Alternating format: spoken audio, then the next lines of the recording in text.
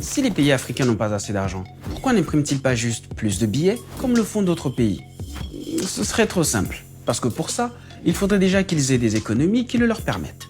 Je vous explique. En situation conjoncturelle relativement difficile, l'État peut imprimer des billets par la Banque centrale. C'est-à-dire qu'en gros, l'État injecte des liquidités dans l'économie pour pouvoir freiner un ralentissement ou pour pouvoir relancer l'économie. De l'argent sorti de nulle part. Comme ça. Et c'est ce que font les États-Unis ou encore l'Union européenne depuis la crise de 2008. Ce qui leur permet par exemple d'effacer leur dette publique. Mais s'ils le font, c'est parce qu'ils ont des économies suffisamment robustes pour créer des billets sans forcément avoir la richesse réelle nécessaire. Prenons le cas des États-Unis, qui sont en plus la première puissance mondiale. Cette position leur donne la possibilité de créer une monnaie qui est utilisée par tous les pays du monde. Ça veut dire que quand ils ont à rembourser leurs dettes, ils remboursent leurs dettes avec leur propre monnaie qu'ils créent. Et donc, pourquoi certains créeraient-ils de la monnaie et pas les Africains? Eh bien, les Africains le peuvent aussi. Et d'ailleurs, ils le font. C'est le cas en Algérie, récemment dans les pays membres de la CEMAC, ou encore au Zimbabwe, sous sanctions économiques depuis des années. Mais comme l'explique le socio-économiste Zebelinga, ces injections sont dangereuses et ne permettent pas de relancer suffisamment les économies africaines pour une simple raison. C'est que souvent, pour relancer votre économie, vous allez importer une partie des biens pour transformer votre économie. Et ces importations, vous n'allez pas les payer avec votre monnaie que vous avez créée. Vous allez les payer avec des devises, d'accord, avec la monnaie étrangère. Et cette monnaie étrangère, il faudra que vous l'ayez gagnée par vos exportations. Or, l'Afrique importe trop, transforme peu et se contente d'exporter ses matières premières sans valeur ajoutée. Ce qui nous emmène au problème fondamental. Notre problème n'est pas d'abord et simplement un problème de liquidité, c'est un problème de logiciel et de modèle de développement. Pour mieux comprendre, prenons un exemple. Le Nigeria, la première puissance économique du continent. C'est aussi le plus grand producteur de pétrole brut en Afrique. En 2017, il a exporté du pétrole brut pour 46,8 milliards de dollars. Sauf que la même année, le même Nigeria a importé du pétrole raffiné 34,2 milliards de dollars. Pourquoi le plus grand marché africain préfère vendre son pétrole à l'état brut pour ensuite le racheter transformé? Pourquoi ne le transforme-t-il pas suffisamment sur place pour satisfaire d'abord ses besoins et ensuite revendre le reste avec de la valeur ajoutée? Réponse, un manque d'industrie qualifiée et d'infrastructures de pointe. C'est-à-dire qu'on est capable de produire ce dont les autres ont besoin, mais jamais ce dont nous-mêmes avons besoin. C'est cette rupture qui est indispensable. Mais ce sera aussi une rupture dans la pensée. Et la plupart des pays africains fonctionnent comme ça, notamment avec leurs partenaires chinois, européens ou américains.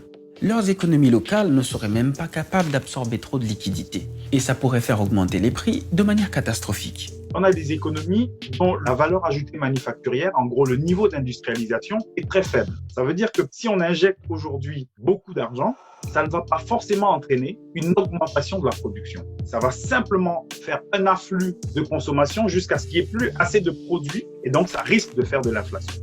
Vous ne saisissez toujours pas? Prenons un autre exemple. La Côte d'Ivoire est le premier producteur de cacao au monde. Pourtant, le chocolat y est moins transformé et moins consommé que dans les pays où il l'exporte. En 2017 par exemple, un Ivoirien a mangé en moyenne 500 grammes de chocolat contre 3,6 kg pour un Français. Et dans les rayons d'Abidjan, les chocolats suisses sont vendus et achetés 2 fois plus cher que les chocolats produits en Côte d'Ivoire. Et donc, non seulement il n'y a pas une culture de consommation du chocolat, mais en plus, le faible marché qui existe est envahi par des chocolats importés. Et le comble, c'est que ce sont en réalité des géants étrangers qui achètent et exportent la plus grande partie des fèves de cacao pour les transformer ailleurs, aux grandes dames des exportateurs locaux. Entre le 1er octobre 2019 et la fin de février 2020, le Singapourien Olam, l'Américain Cargill, le Suisse Sako, les Français Sugden, Touton ou Semois ont récupéré 861 097 tonnes de fèves de cacao de la nouvelle campagne de récolte, soit 52,4% du total. Pour Martial Zebelinga, cela prouve que le système est simplement défaillant. Quand ils ont besoin de nos matières premières, le cours des matières premières augmente et on croit qu'on a de la croissance, on n'a pas de la croissance. On est de bons esclaves. Et puis quand ils n'en ont plus besoin, les cours des matières premières diminuent, on pleure et on dit « Ah, mais c'est dommage, mais c'est les matières premières ». Évidemment, c'est le modèle. Un modèle qu'il faut changer pour l'économiste camerounais, en dopant le marché intérieur au lieu de chercher des solutions post-Covid à court terme. Nous avons des économies qui sont fondamentalement des économies taillées pour les besoins de l'extérieur, ce que j'appelle la colonialité économique, que d'autres appellent la dépendance économique. Et c'est de ça qu'il est question, non pas seulement de discuter en disant on va faire des industries, il faut vraiment repenser totalement le processus de transformation parce qu'on n'aura pas les industries du 19e, 20e siècle. C'est fini. En commençant par le secteur agricole. Car en 2017 toujours, l'Afrique dépensait encore plus de 35 milliards de dollars par an pour importer du riz, du sucre ou encore des huiles végétales. Alors même que l'Afrique possède 60% des terres arables non exploitées du monde.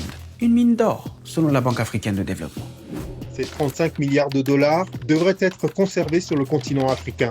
Il s'agit d'un marché que les jeunes Africains peuvent exploiter pour créer plus de richesses chaque année. Et par ailleurs, on a entre 50 et 100 milliards de dollars chaque année qui sortent en flux financiers illicites. Donc, si avec tous ces éléments-là, on n'a pas de quoi faire, c'est à désespérer. Et vous, pensez-vous que le logiciel économique africain a besoin d'une mise à jour? Dites-le nous en commentaire.